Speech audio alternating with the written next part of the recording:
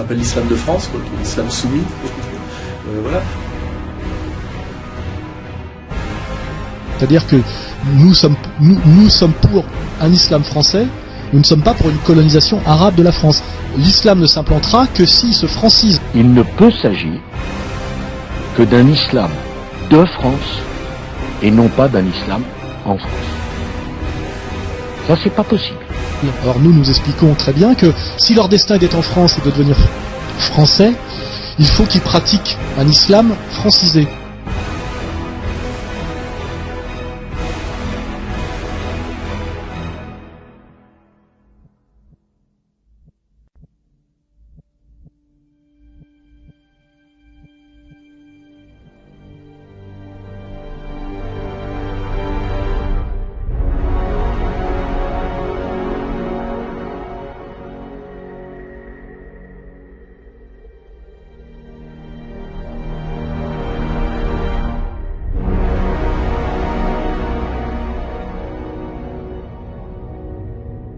Et après, on a là-dedans des jeunes aujourd'hui, qui sont souvent d'anciens délinquants ou d'anciens paumés, d'anciens rappeurs, qui se réislamisent sur un islam fantasmé qui, lui, est plutôt un islam salafiste, djihadiste, etc.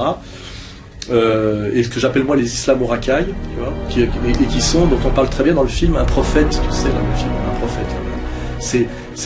C'est-à-dire des Français d'origine immigrée, issus du Maghreb, et dont l'assimilation a échoué pour toutes les raisons que j'ai déjà évoqué dans mes livres, et qui cherche une identité valorisante, ne pouvant pas la trouver dans le HLM Yuri Gagarin, ni dans le Quick, même le Quick Halal, ni dans Bernard-Henri Lévy, ni dans SOS Racisme, ni dans Éric Zemmour, ni dans Sarkozy, effectivement cherche un truc, et là on leur offre quelque chose qui est la fierté musulmane, compris par un loupard de banlieue, qui n'est pas religieux, qui est un libéral en réalité, et qui a une formation de voyou, et d'un seul coup ça donne un espèce de machin, que j'appelle moi l'islamo-racaille, effectivement avec l'idée du djihad, qui est un truc un peu qui est le prolongement de la baston du bas de l'immeuble, hein, mais avec une dimension un peu plus noble, tu vois.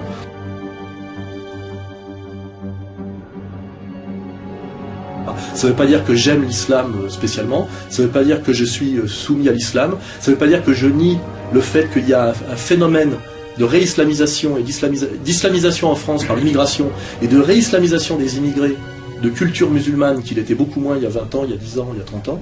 Hein, voilà. Et tout ça, effectivement, est la preuve d'un malaise social, d'un chaos de civilisation. Je veux dire, que des filles aujourd'hui qui ont été élevées pour être des putes, parce que c'est ça l'idée, veuillent porter le voile intégral, c'est très intéressant d'un point de vue du malaise.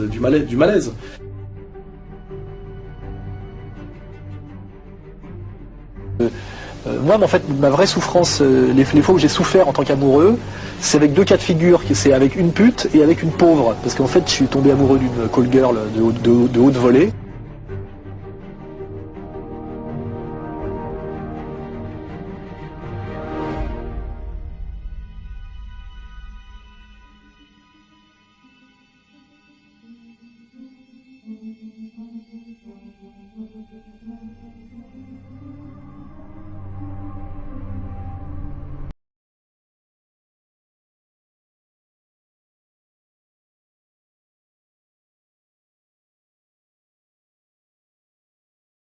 Les polémiques autour de votre travail, vous pouvez le définir, ça, un Français de souche?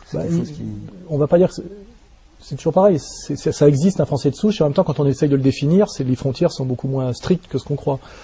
On va dire qu'un Français de souche dans l'esprit des gens, c'est quelqu'un qui est soit français depuis des générations, soit au moins originaire de l'Europe chrétienne, on va dire, et quand on oppose le Français de souche au Français de branche, on parle en général systématiquement, même si on n'ose pas le dire, du français issu en fait de l'histoire coloniale française, et en fait qui est un français issu de l'Afrique saharienne et subsaharienne, c'est ça qu'on veut dire, parce qu'on parle même pas du roumain, voilà.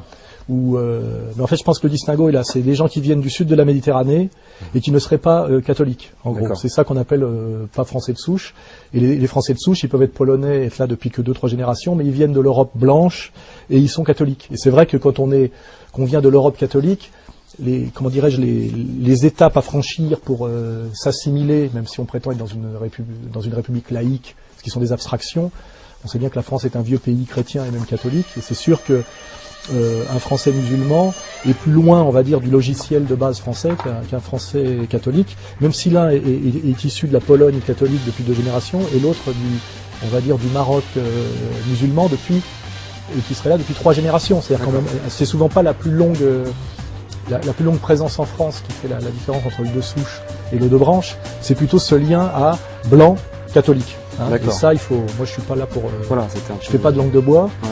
Ouais. Et c'est une réalité. Enfin, je veux dire, c'est un problème. C'est une réalité anthropologique. Si ça reste à l'état de perception, ça va. Mais pour un Français, justement, vivant et travaillant en France depuis plus de 30 ans, devoir aller au tribunal pour dire je suis français, pour le renouvellement, j'entends là, de cette identité, ça peut être un peu. Oui, c'est bizarre parce que c'est comme. Mais ça, c'est des choses que les Français aiment bien.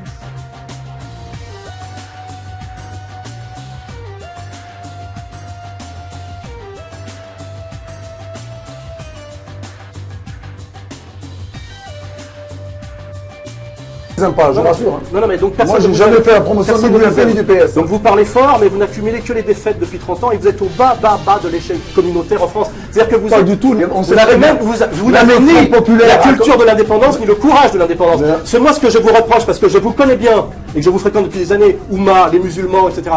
C'est vous parlez fort. Et dès que vous êtes face au peuple, je n'ai pas oublié ça. Ce que j'ai constaté souvent chez les Maghrébins, vous parlez très fort et vous êtes une lâcheté sur le terrain inouïe. Je l'ai constaté, je cherche.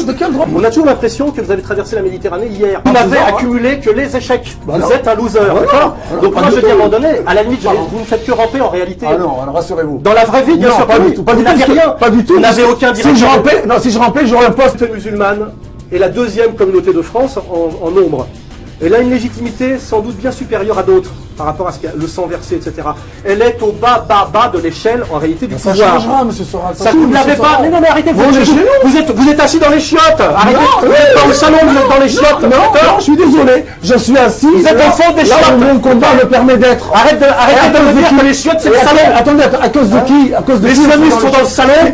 Les islamistes sont dans le salon. Le Front National dans la salle de bain et vous êtes dans les chiottes. Et le UMP et le PS sont dans les chambres à coucher. On le dénonce ça. Et ça fait 40 ans que vous êtes dans les chiottes. On n'est pas masochiste, monsieur Soral. Sortez les chiottes. Je suis. C'est pas Marine Le Pen qui vous empêchera de sortir les chiottes, se faire leur place en France, parce que c'est même mon intérêt à moi de patriote français. Je l'explique et vous demandez qu'on vous donne le pouvoir pour des raisons morales. Prenez-le le pouvoir. Vous êtes incapable de le prendre.